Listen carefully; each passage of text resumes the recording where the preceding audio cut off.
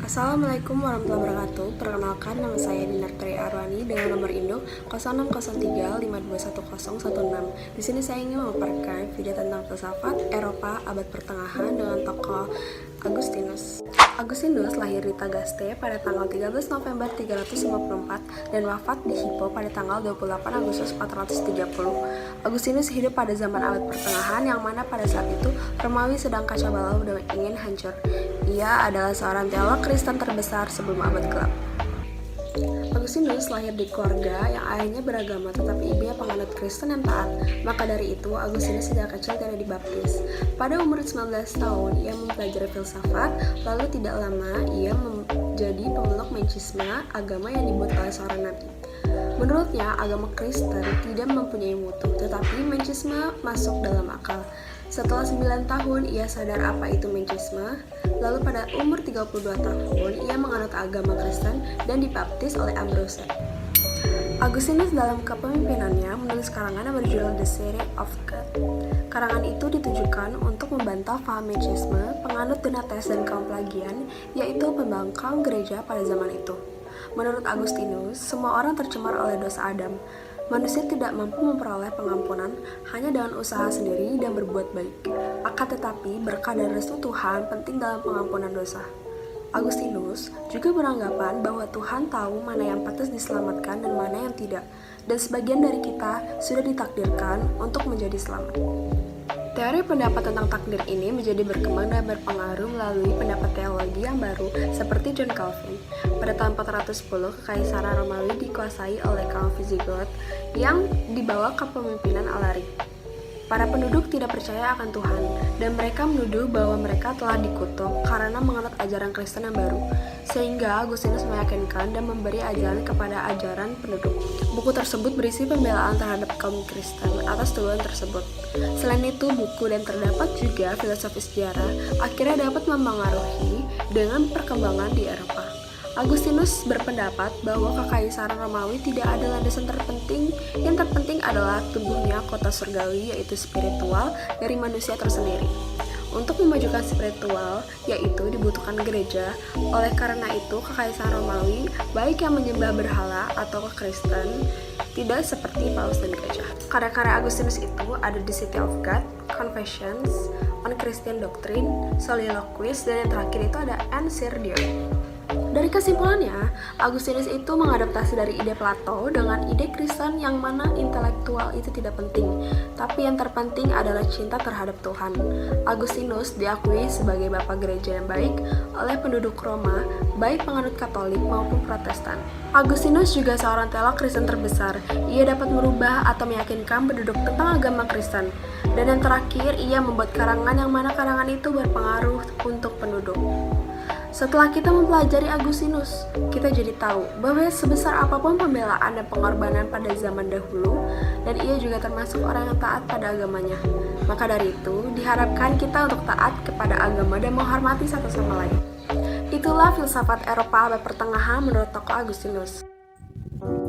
Bismillahirrahmanirrahim. Assalamualaikum warahmatullahi wabarakatuh. Perkenalkan, nama saya Elva Nabila Harunsyah dari Psikologi A kelompok 4. Saat ini saya akan menjelaskan sedikit tentang salah satu filsuf abad pertengahan yang bernama Boethius. Boethius lahir di Roma pada tahun 480 Masehi dan ia meninggal ketika berumur 44 tahun. Saat itu ia dituduh sebagai pengkhianat ketika menjadi penjabat tinggi dari Kekaisaran Theodoric dan dihukum mati pada tahun 525 Masehi. Pikiran-pikiran Boethius banyak diilhami oleh Plato. Dan salah satu yang terkenal adalah substansi Tuhan tidak terletak pada selain apapun kecuali kepada kebaikan. Boethius juga memiliki beberapa karya populer dan salah satunya adalah penghiburan dari filsafat. Dalam karyanya yang terkenal, yaitu Penghiburan dari Filsafat, Boethius memiliki sebuah kutipan yang cukup menarik, yang berbunyi, "Tidak ada yang menyedihkan kecuali Anda berpikir demikian, dan di sisi lain, tidak ada yang membawa kebahagiaan kecuali Anda puas dengannya." Boethius, Penghiburan dari Filsafat. Boethius memiliki salah satu istilah dalam pemikirannya yang disebut dengan Boethian Wheel atau roda Boethius. Hal ini berkaitan dengan sejarah, karena beliau berpikir bahwa roda itu berputar dan orang yang berkuasa saat ini atau memiliki uang yang banyak dan harta yang banyak suatu saat nanti bisa saja menjadi debu. Dan orang yang saat ini miskin dan kelaparan, mereka masih mempunyai kesempatan untuk bangkit dan menjadi lebih baik lagi. Ada 3 hal yang bisa kita ambil dari pemikiran-pemikiran Boethius yang cukup populer.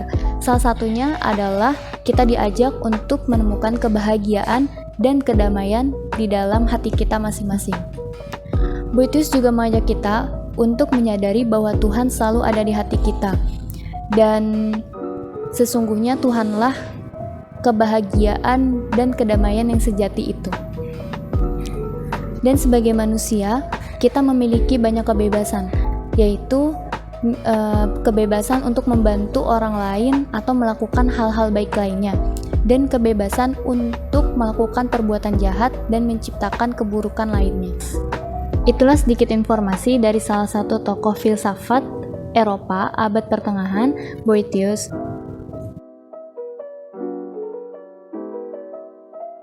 Assalamualaikum warahmatullahi wabarakatuh. Perkenalkan, nama saya Diva Ferani Ayu dari Prodi Psikologi kelompok 4. Hari ini saya ingin menceritakan salah satu tokoh filsafat pada abad pertengahan yang bernama Peter Abelard.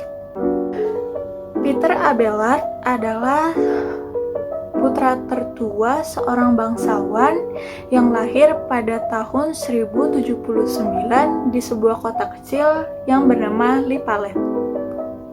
Peter terkenal dengan sifatnya yang cerdas, berpikir kritis, dan juga pintar berdebat.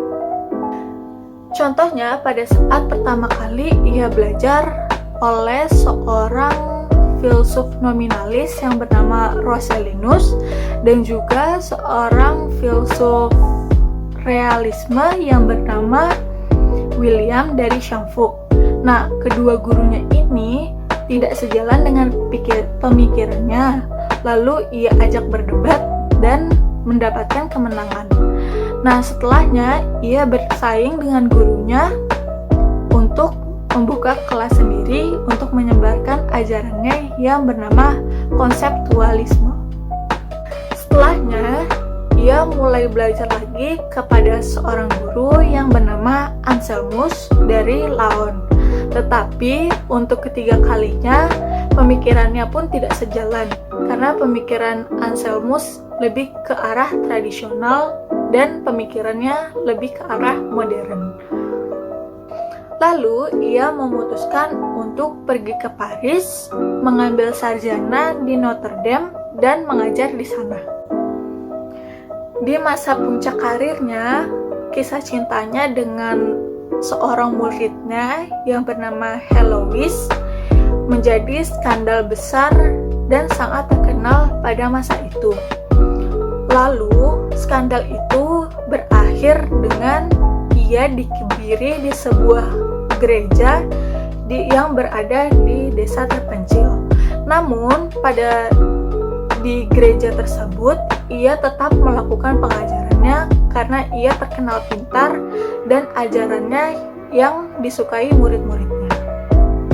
Lalu, pada tahun 1141, ia dituduh menyebarkan ajaran sesat oleh Bernardus dari Clairvaux, dan akhirnya kesehatannya menurun dan meninggal pada tanggal 21 April tahun 1142. Banyak karya yang ia tinggalkan. Salah satunya adalah tentang bagaimana etika dan mengenali diri. Nah, dalam salah satu kutipannya, ia berkata bahwa suatu tindakan itu bersifat netral dan salah atau benar dari tindakan tersebut itu tergantung kepada niat orang itu. Nah, lalu di salah satu bukunya lagi ia membahas tentang keimanan. Nah, ia beranggapan bahwa keimanan itu harus dibarengi dengan akal. Dalam arti ia mendapatkan kedudukan akal lebih tinggi dibandingkan keimanan. Nah, pemikiran yang terakhirnya itu membuatnya diasumsikan menyebarkan ajaran sesat. Namun, pada masa itu pemikirannya itu bermanfaat untuk orang-orang di sekitarnya karena mereka pada zaman itu sedang terbelenggu dengan ajaran dari gereja.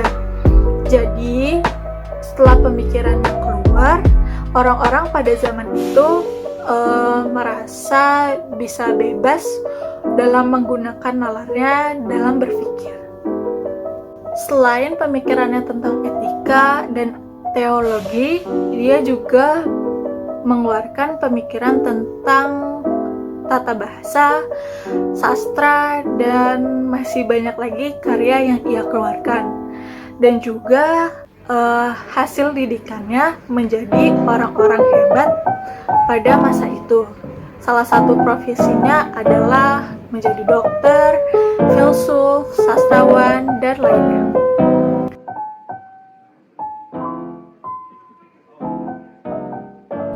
Saya Farina Afifa di sini akan menjelaskan tentang tokoh filosofi Eropa abad pertengahan dengan tokoh Anselmus. Anselmus lahir di Aosta, Burgundi yang sekarang dikenal nama daerah di Italia Utara. Sedangkan nama aslinya ialah Anselmo de Aosta. Nama ayahnya ialah Gundulf de Candia. Sedangkan ibunya bernama Ermenbega of Geneva. Anselmus adalah seorang teolog dan filsuf yang hidup pada abad pertengahan. Ia adalah orang yang sangat amat terkemuka di antara pemikir-pemikir skolastik. Anselmus juga dikenal sebagai bapak tradisi skolastik dan uskup besar Archbishop di Canterbury dari tahun 1093 hingga meninggal. Teori pemikiran Anselmus ialah tentang iman dan mencoba memasukkan logika manusia ke dalam pelayanan tersebut. Pengujiannya dengan logika manusia ini hanyalah upaya untuk membuktikan eksistensi Tuhan. Eksistensi Tuhan yang dimaksud bukanlah untuk mengetahui adanya Tuhan, melainkan untuk memperoleh pengertian yang lebih mendalam tentang Tuhan yang diimani. Ketertarikannya pada bidang filsafat adalah argumentasi yang logis yang menyangkut monologion dan proslogion. Monologion merupakan soliloquy atau berbicara pada diri sendiri, sedangkan proslogion adalah discourse atau wacana. Latar belakang pemikiran Anselmus dipengaruhi oleh pemikiran Plato, yang artinya lebih condong kepada pemikiran platonik ketimbang aristotelian. Pemikiran Neoplatonisme juga turut pemikiran Anselmus. Augustinus pun tak luput sebagai salah satu orang yang memengaruhi Anselmus. Dari pengaruh pemikir-pemikir dan pemikiran-pemikiran tersebut, Anselmus mentransformasikan pemikirannya pada filsafat dan teologi, atau dalam kata lain iman dan nalar. Assalamualaikum warahmatullahi wabarakatuh. Perkenalkan, nama saya Disha Yoshifa dari kelompok 4 Psikologi Umum. Hari ini saya akan menjelaskan salah satu tokoh dari filsafat Eropa abad pertengahan yang bernama Thomas Aquinas. Thomas Aquinas, salah satu tokoh filsafat barat pada abad pertengahan. Ia dilahirkan di Rosasica, daerah di Kerajaan Naples, Italia pada tahun 1225 Masehi.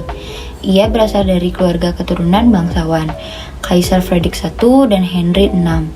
Setelah selama 10 tahun belajar di Monte Cassino sebagai pendidikan dasar guna menjadi seorang biarawan, ia melanjutkan memperdalam ilmu bahasa di negara lain dengan beralih menjadi seorang ordo Dominikan.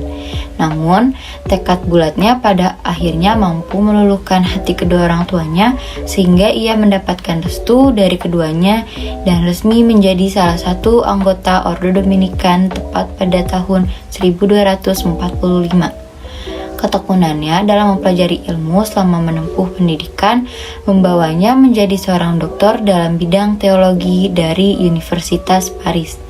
Ia kemudian mendapat kepercayaan untuk mengajar di sana sampai dengan tahun 1259 Masehi, dan ia wafat ketika berumur 50 tahun atau tepatnya pada tanggal 7 Maret 1274 Masehi. Ajaran Thomas Aquinas. Yang pertama, Allah.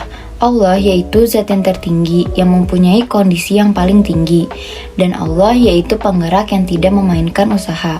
Yang kedua, manusia dan lingkungan kehidupan. Lingkungan kehidupan dan hidup manusia menurut Thomas terbagi menjadi dua tingkat. Tingkat bawah yang bisa disebut kodrati hanya mampu dipahami dengan mempergunakan pikiran. Hidup kodrati ini kurang sempurna dan ia bisa disempurnakan sekiranya disempurnakan oleh hidup rahmat atau bisa disebut adik kodrati. Yang selanjutnya, dosa. Ketika manusia jatuh ke dalam dosa, rahmat Allah itu hilang dan tabiat kodrati manusia menjadi kurang sempurna. Manusia tidak mampu lagi memenuhi hukum kasih tanpa bantuan rahmat adik kodrati. Yang selanjutnya, sakramen. Mengenai sakramen, ia berpendapat bahwa terdapat 7 sakramen yang diperintahkan oleh Kristus, dan sakramen yang terpenting yaitu Ekaristi. Rahmat adik kodrati itu disalurkan kepada orang terpercaya lewat sakramen. Dengan menerima sakramen, orang mulai berlaku menuju kepada suatu kehidupan yang baru dan memainkan perbuatan-perbuatan adi yang menjadikan ia berkenan kepada Allah. Pemikiran Thomas Aquinas. Yang pertama, Thomisme. Filsafat Thomisme ini menekankan pada pengertian materi dan bentuk, potensi dan aktus, serta bakat dan perealisasiannya. Filsafat ini mempunyai tujuan untuk menciptakan kedamaian Yunani dan Nasrani dalam hal filsafat sekuler. Yang kedua, Essentia dan Exentia. Essentia mengajarkan hakikat Tuhan, sedangkan Essentia mengajarkan keberadaan Tuhan. Menurut filsafat ini, Tuhan adalah sempurna keberadaannya dan tidak berkembang. Dan dalam ajaran ini pula, Essentia dan Exentia tentang Tuhan adalah ada dan satu. Filsafat ini membedakan Tuhan dengan makhluknya, di mana Tuhan ada satu sedangkan makhluknya tidak bersifat satu. Yang ketiga, argumen kosmologi. Thomas Aquinas berpendapat bahwa manusia dapat mengenal Allah melalui akal yang mereka miliki. Meskipun pengetahuan tentang Allah yang mereka peroleh dengan akal tersebut tidak jelas dan menyelamatkan. Dengan akal yang mereka miliki, manusia sebagai makhluk Tuhan dapat mengetahui bahwa Allah itu ada dengan sifat-sifat yang dimilikinya. Yang keempat, penciptaan. Penciptaan merupakan perbuatan Allah secara kontinu dan berkelanjutan. Adapun makhluk-makhluk dan benda-benda ciptaannya bersifat fana. Dari kekekalan, Allah menciptakan jagat raya dan waktu. Dan yang kelima, makhluk murni. Dalam teori filsafat ini, para malaikat yang merupakan makhluk rohani yang murni, yang juga tersusun dari essentia dan exentia.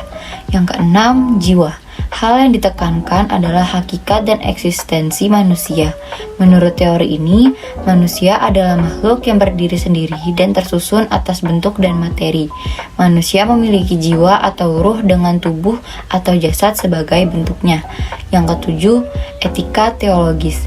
Menurut ajaran ini, merupakan cahaya yang diturunkan oleh Allah dari cahaya manusia atau diturunkan dari tabiat manusia sebagai makhluk sosial yang hidup dalam lingkungan masyarakat. Pemikiran Thomas Aquinas dengan ilmu psikologi. Yang pertama, tindakan.